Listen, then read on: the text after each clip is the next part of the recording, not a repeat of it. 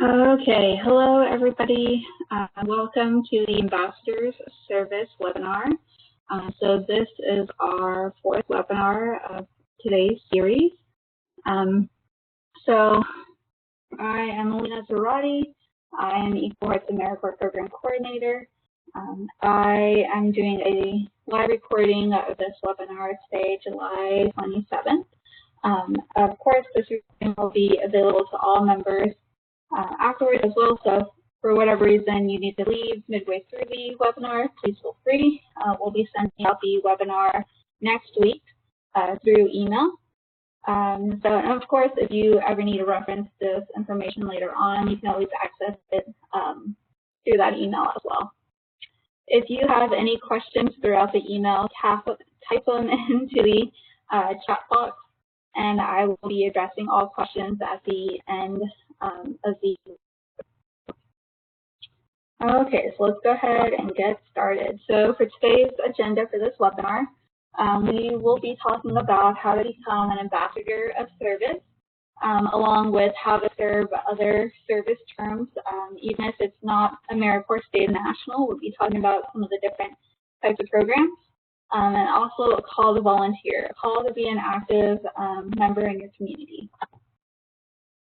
So beyond national service, so we are asking that after your AmeriCorps term of service, for you to be more engaged in your community. So this can look a lot of different ways. Maybe doing another service term, maybe continuing to volunteer with organizations that share interests that you're really interested about. Maybe just doing small things, like picking up litter, or sponsoring a family, or helping somebody in need, doing canned food drives at your next place of work. Anything that can really make a difference. It's really surprising how a lot of small differences can really add up to make such a large-scale impact. So we're asking for you to be active in your community. Again, you can define what that means. So maybe that means, doing a poll registration drive, a voter registration drive. Or if you're really interested in animals, maybe that means like volunteering at a SPCA or any other adoption services. Or if you're just really interested in food and farming, maybe that means going and volunteering at a community farm or a community garden. I know community gardens are really been a hot topic recently, especially within the Texas-Dallas area. A lot more community gardens are really opening up and getting a lot bigger. So really reaching out and figuring out what your interests are and how you can be an active citizen within your community, but while still staying true to yourself and staying true to things that truly interest you. So of course, you always want to respect the rights of others. I think that can go without saying, but sometimes I think maybe we get caught up too much in our own beliefs or our own ways that we were raised, or just different things, but we always want to remember to be respectful of the right of others and helping protect those rights whenever needed. Another easy way going beyond your service term is to be informed. Whatever way you stay informed, I would strongly recommend using a nonpartisan way of getting your information, whether that's a newspaper, whether that's social media. I want to be cautious of that, but however you do end up getting your news, whether that's a news outlet at night, watching a TV channel, whatever you end up doing, I strongly recommend being very informative, especially on things that directly impact your community. And those things might be the toughest things to be well informed about. It seems like, especially in the current world that we live in, the most tragic, or maybe the most higher up things get the most attention, while bills that directly affect our community might go without very much media coverage at all. So really trying to focus on what you're interested in getting informed about and what you're interested in spending your time on, and really taking the time to do the research that's necessary to be informed about it, so you can be an advocate for change, and you can be an advocate for whatever you are interested in. Rather than just being an interested person, you can actually be a person that's making a change for that problem or for that issue. So if you are interested in, let's say, for example, you're interested in food insecurity, then maybe your first step is volunteering at a food bank, right? Or maybe doing a service term through a food bank. And then maybe your second step might be, after your term of service, continuing to volunteer with that food bank, even though you no longer serve there. You're just still going out and helping. And then maybe your third step would be getting a part of a coalition that's actively making change on food stamps level of government, and writing legislators about effects that can directly impact the community that are still related to either SNAP or related to being able to supply food in food deserts, different things that all have to impact the community on a food level. So that could be your next step. And really being able to meet with other people that are interested in the same topics as you will also give you the opportunity to expand your knowledge about it, and also give you the chance to reason and explain why you're interested in this and the needs that you see that need to be met within your community.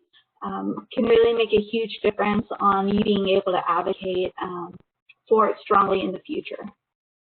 And then the last thing is to be compassionate. I think in all things in life, it's very important to be compassionate. So whenever you are faced with a situation that, maybe it's tough to be compassionate in that situation, or maybe you've had a personal experience kind of like it, but you were on the other end of it. I just always ask that you are compassionate with the people in the community as well as yourself. So always taking time for self-care and making sure that your needs are being met, because you can't really meet other people's needs if your needs aren't met to begin with. Okay. So a call to volunteer. Again, find the right cause. Find something that really interests you, something that you really have your heart towards. If that's animals, then maybe you're looking more at animal rights. If it's food, maybe you're looking at food insecurity. If you're really into just generally helping people, maybe looking at domestic violence victims and helping out organizations that focus on that. Maybe it's immigration, different things that might pique your interest. Find out what you're interested in and why you're interested. Always have the why behind things. And then after you understand what you're interested in, commit to giving your time and your skills. I know it might seem kind of daunting at first, like maybe you're thinking a little minimalistic, like, oh, maybe it's just me, it's just me going and volunteering, or maybe you don't feel like you have a lot to offer. But remembering that a lot of little differences really add up to make a really large scale impact really does make a difference. So being able to give your time and give whatever skills that you have, whether that's being able to lift really heavy boxes, whether that's if you're bilingual, if you have really, really good patience, volunteer those skills. Maybe if you have really good patience, it would be good to work with children, or maybe if you're bilingual, maybe it'll be really beneficial to volunteer at an immigration organization, or just things that really suit your skills, but also things that you're interested in. And then, of course, getting involved with your community. So I do ask that after your AmeriCorps term, this isn't the last time that you're involved in your direct community. I would hope that you all continue to volunteer. It doesn't necessarily have to be through the organizations that you're currently in, but I do ask that you at least commit a couple hours out of your month, out of your week, out of your year. I'm not too particular about when or how much, just truly commit to making a difference in the community, no matter how small or how big. And it can be real easy just getting involved with, maybe you're doing 5Ks to give money to organizations, or maybe you're volunteering at, whatever organization piques your interest, or maybe you're getting involved in, going to city council and, actually being there for meetings and, being a citizen that's actually aware and tuned into problems in the community and being an advocate for people that might not have the possibility to be there. And also informing others about things that happen on the local scale of government, also on the larger scale of government that might directly impact communities. Easy ways of getting involved, going to city council meetings. That's a very easy way of getting involved. If you are interested in education, going to district meetings or board meetings, very easy way of getting involved as well. If you are more interested in some larger government type organizations, then maybe doing a coalition. If there's a coalition near you that you can easily join. A lot of times you'll realize that the issues that you see in the community, you're not the only one that sees it. And most of the time, you're not the first one that wants to do something about it.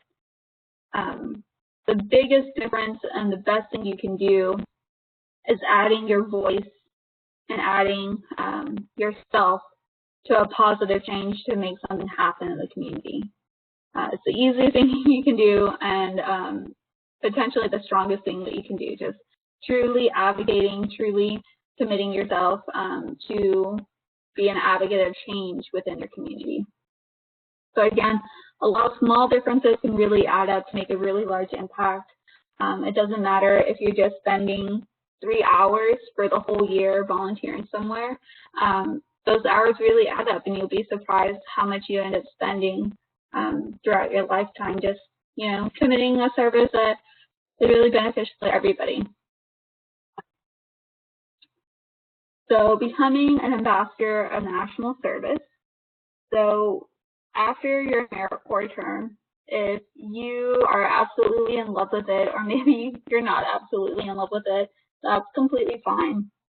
I think more importantly than anything else, we would just want you to be able to honestly communicate about your AmeriCorps term and the impact that you had. So understanding how to explain AmeriCorps. We talked about this earlier in a previous webinar about creating a compelling resume. Being able to explain what your service term means is really, really important. Not only just for your resume or interview, but also just for generally everyday life. So maybe a few of you have this experience of whenever you first received your service term position and you were trying to explain it to family or trying to explain it to friends. You're like, well, I'm working with Equal Heart, but I'm also working with AmeriCorps. But I'm working also with this other organization, and they're telling me that it's not a job, it's a service term. And I know it gets so confusing. I've been there. I know how confusing it can get.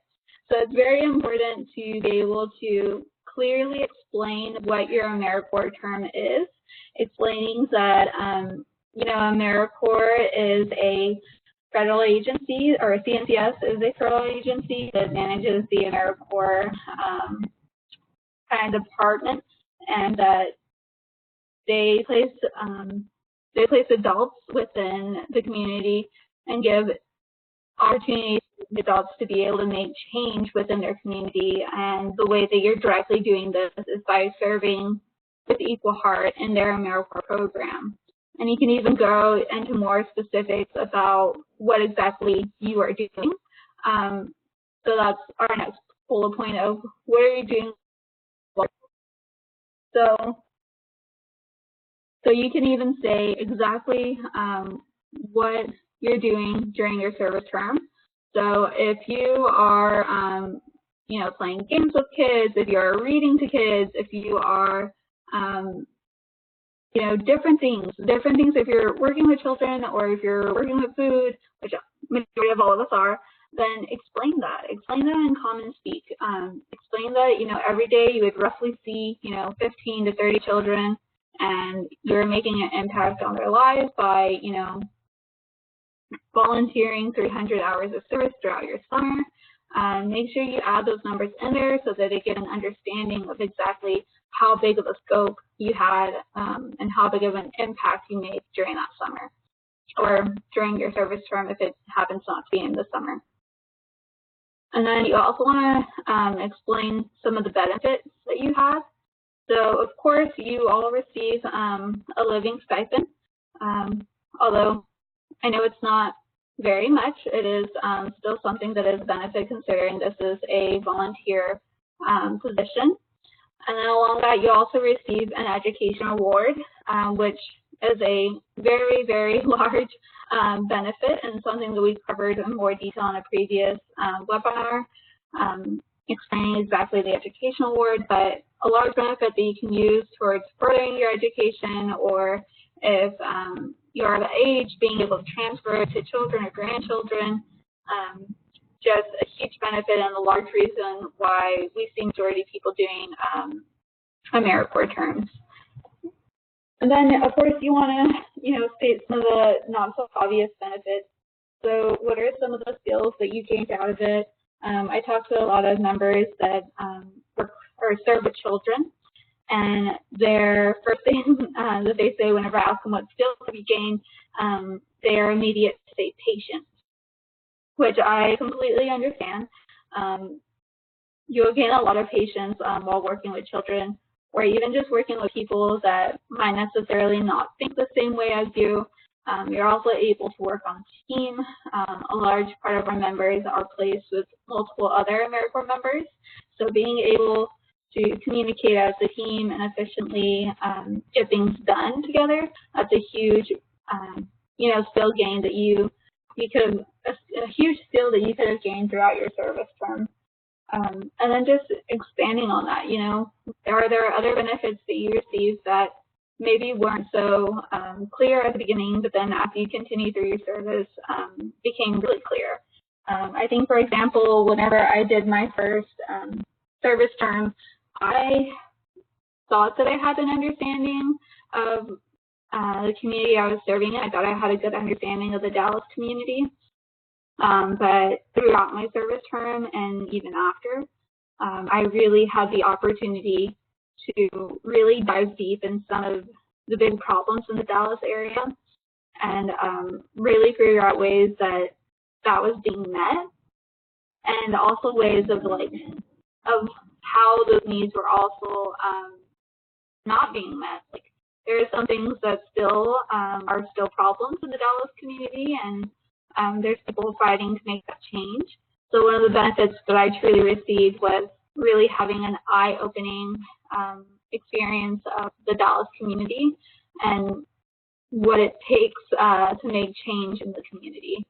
So that was a big eye-opening moment for me during my term and after my term, and definitely something I see as a benefit from my AmeriCorps service. So then you also want to be comfortable telling your story. So that includes why you were interested in AmeriCorps, what you did during your service, how that changed you, if it changed you, and then what are you doing now? So what are you going to do after your service term that's going to continue to make you an ambassador of national service, and also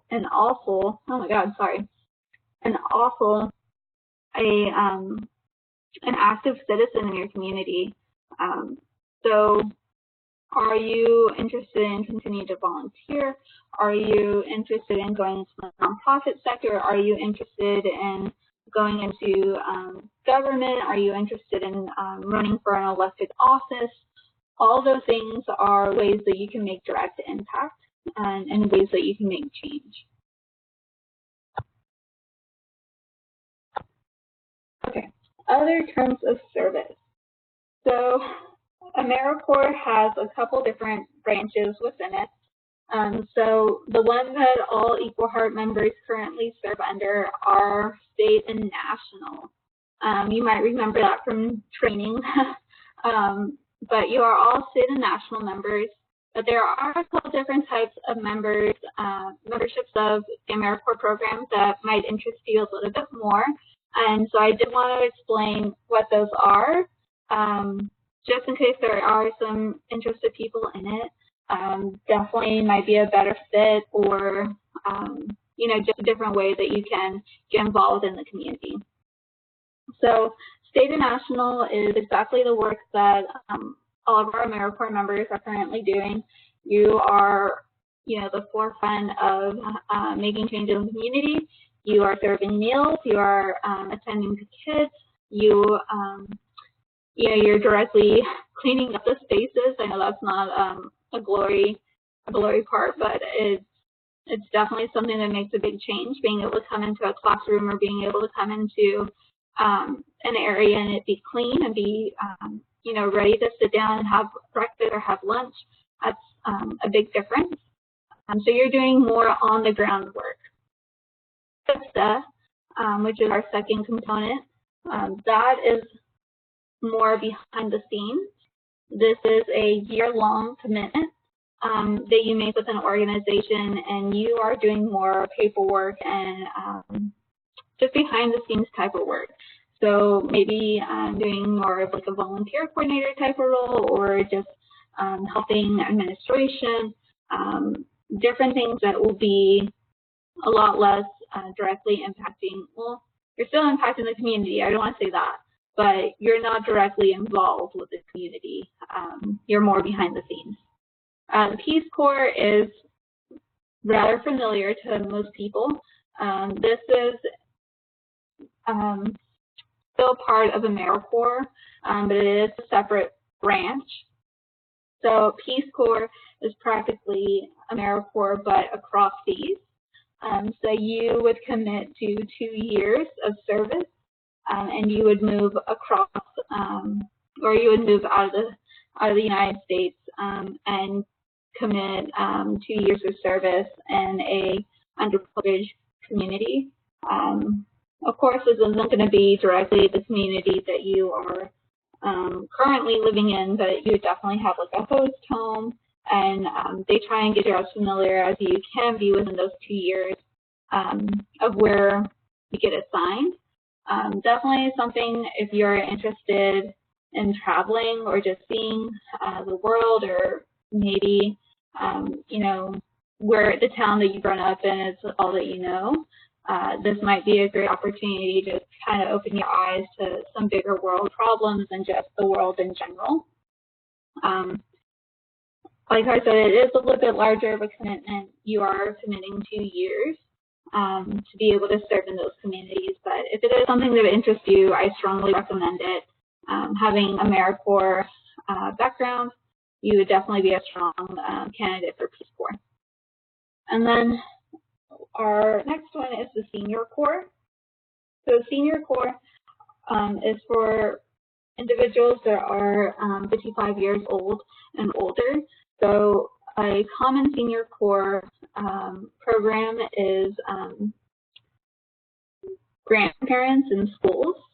So going in and being a line of support for children that are in elementary schools and potentially not have grandparents that live near them, or maybe have already passed away, and just being a line of support for them.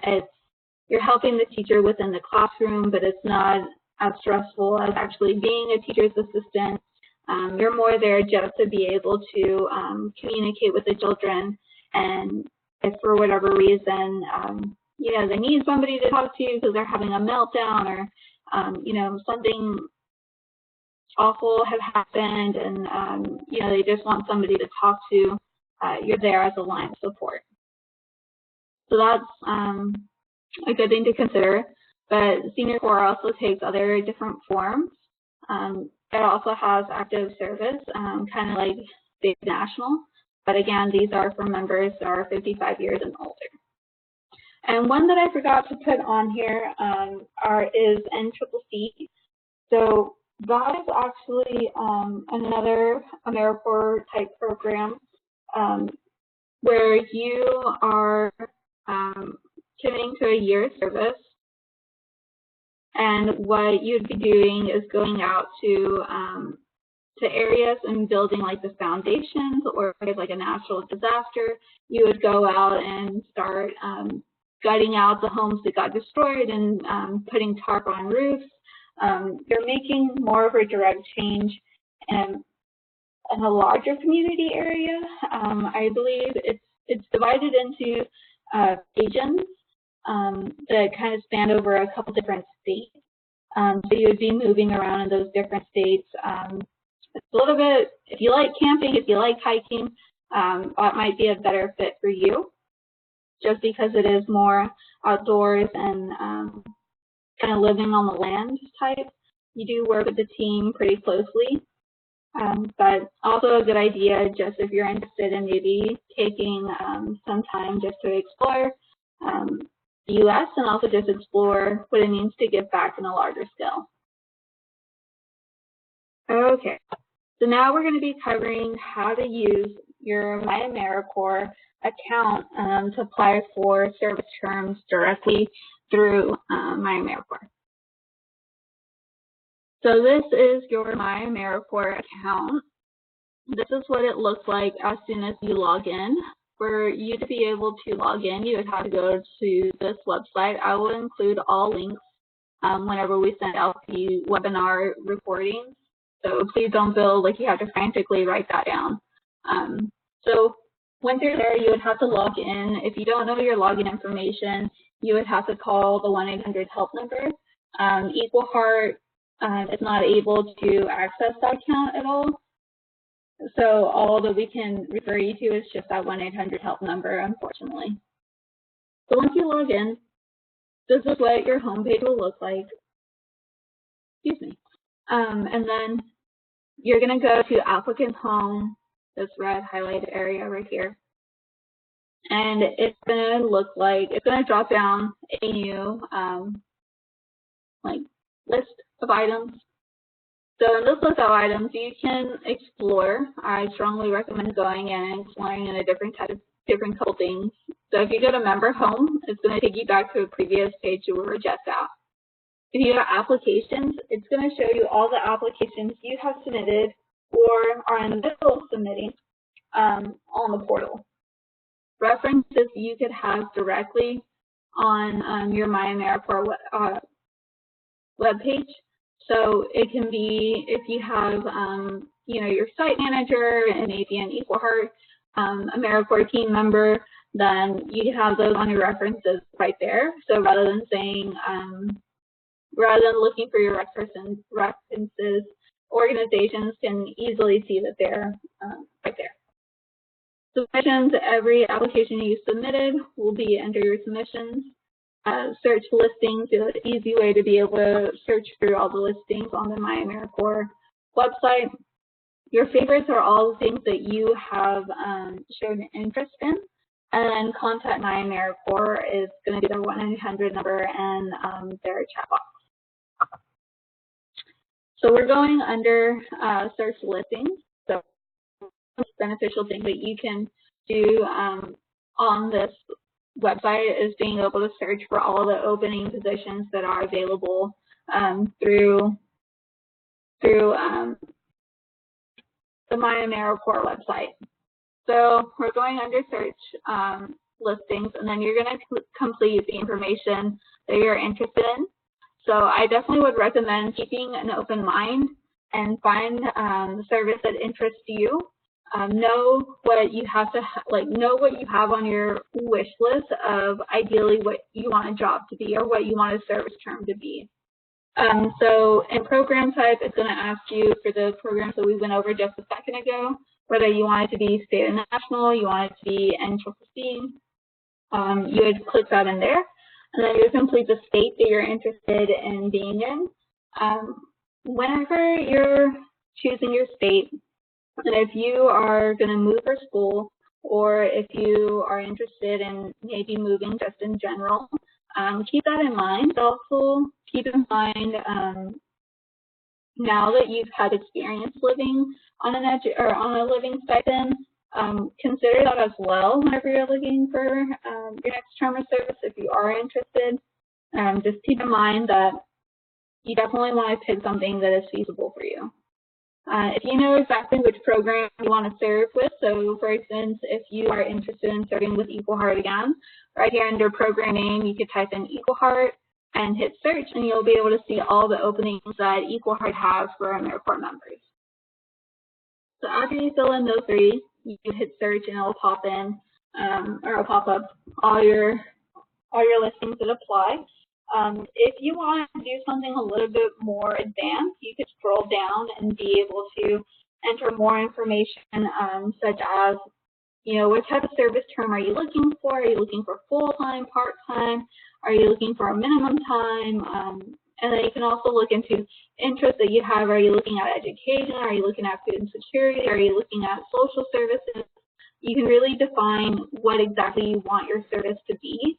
And get more targeted results from that. Okay, so after you hit search, this is what pops up.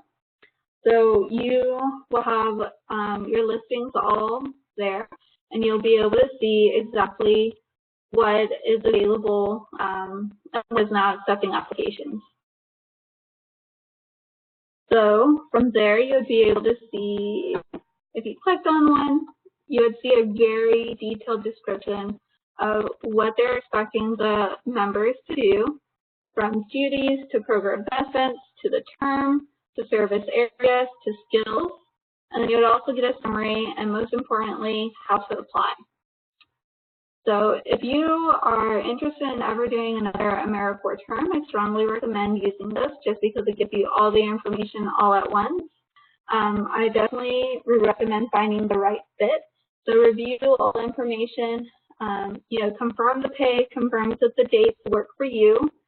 Think over, sleep a night on it or sleep 2 nights on it and just think about it. Think if you're really ready to commit to making a difference within the community and ready to fulfill that role. After you thought it over and you feel confident about it, then definitely apply. The best thing you can do is definitely continue your service and continue making a difference within the community in that role. Okay. With that being said, we're going to go ahead and wrap up. At this time, if you have any questions throughout the presentation, if you could type them into the chat box, I'll give you a couple of minutes to get those questions in.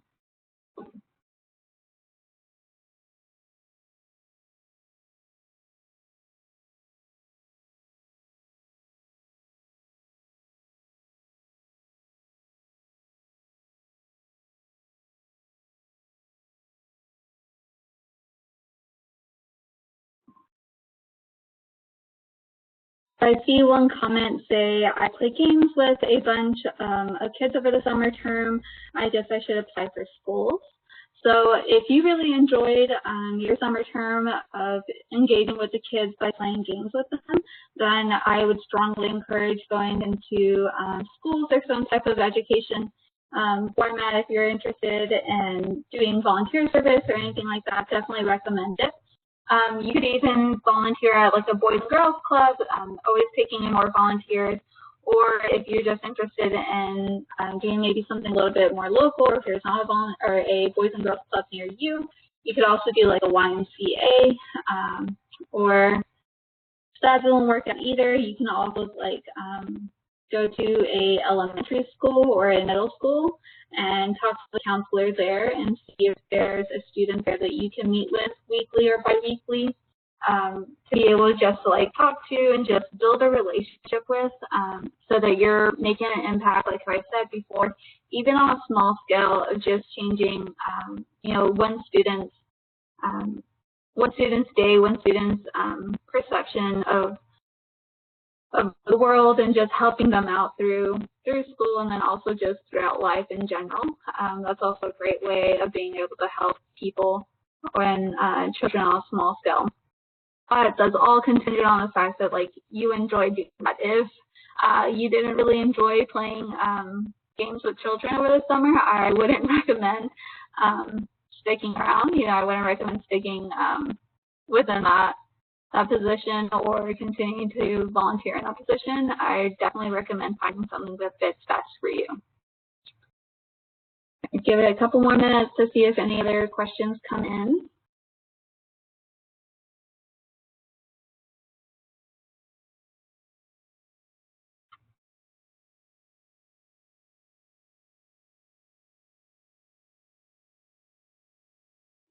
Okay, I got a question of what if I'm interested in coming back with Equal Heart? So we are opening up we already have our application for the Dallas area live. We are opening up our national applications probably here within the next couple weeks. So if you are interested in serving with us past August or past your end date of your current term, you would have to apply again. You wouldn't have to do all the background checks like how we did this time, but we do have to have a new application in for you. If you are interested in coming back, I strongly encourage you to talk with your supervisor. Let them know that you really enjoyed your service and that you're looking for more ways to get involved, or you know, maybe even if you're just interested in working with that company, communicate that to them. Maybe there's an open role, or maybe they really enjoyed your service and are open to the ideas like holding on to your contact information. Should you be graduating or anything like that, could be a good way to maybe land your next job. But yes, we will be opening up our application here in a couple weeks. And for people in the Dallas area, we already have our application open. I'll give it a couple more minutes for any other questions.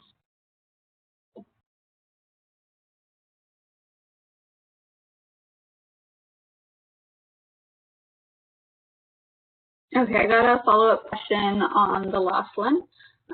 So how long is the fall term? How long of a commitment is that? So it is going to be longer than your normal summer commitment. Since the summer is really focused on getting children that are out of school, it's easier for us to make a shorter term. But during the fall, we really focus on after-school programs, and then in Dallas, our mobile feeding program. So we usually require about an 8-month term, which is a pretty large commitment. Of course, you would receive more in your living allowance, and you would receive a higher educational award. Along with that, you would be serving more hours. So it is a longer commitment, but I would definitely say well worth it. Give it a couple more minutes for any other questions to come in.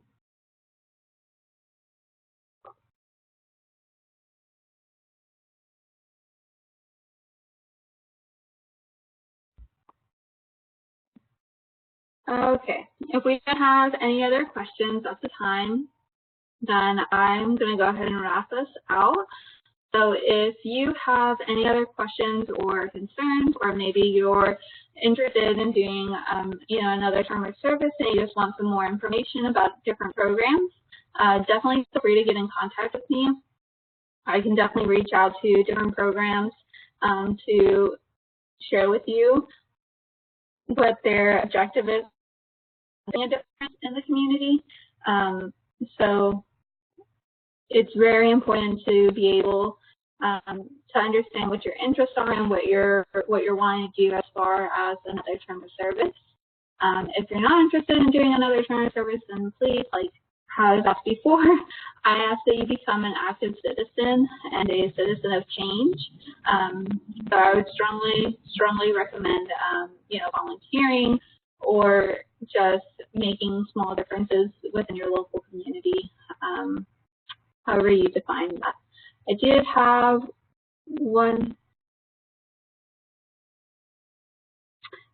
one more question. So a member said they applied for a couple positions about a week ago for a September start date. They're not sure when they're going to be let know they're let in. So, or let know if they're accepted in the program. It does take a little bit of time, especially if you're applying through Equal Heart. Right now we're not reviewing our applications just yet that we're receiving in. So definitely communicate with your manager if it is with the same organization.